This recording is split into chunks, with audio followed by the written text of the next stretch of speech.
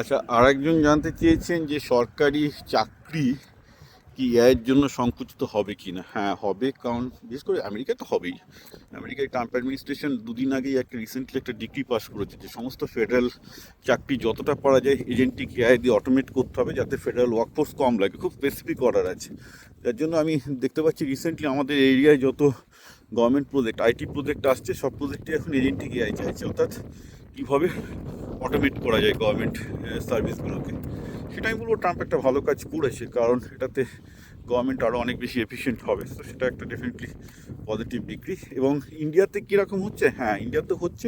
ইন্ডিয়াতে আমি কালকেই দেখছিলাম, আপনারা জানেন যে ইন্ডিয়ার একটু নিজস্ব একটা ওএনডিসি স্ট্যাক আছে, অর্থাৎ নিজেদের গভর্নমেন্টের এখন একটা নিজস্ব, মানে ই কমার্স থেকে শুরু করে একটা নিজস্ব গভর্নমেন্টের আইটি স্ট্যাক আছে। সেই আইটি স্ট্যাকে নীলেকার্নি, যিনি পুরো architect of this enter Indian IT system, উনি বলছেন যে বিভিন্ন কোম্পানির এআই এবং এজেন্টিক এআই গভর্নমেন্ট কিনবে এবং লাগাবে, যাতে করে গভর্নমেন্ট এবং কর্পোরেট দুটোই এফিশিয়েন্ট হয়। ইনফ্যাক্ট ইন্ডিয়ার প্ল্যান আমেরিকার থেকে অনেক বেশি অ্যাম্বিশাস গভর্নমেন্টকে অটোমেট করার ব্যাপারে, যাতে জনগণ আরও ভালো সুবিধা পায়। সুতরাং যারা জানতে চাইছেন যে যে এআইয়ের ফলে সরকারি চাকরি কমবে কি না, কমা উচিত, কারণ আমেরিকান সরকার তো শুরু করে দিয়েছে।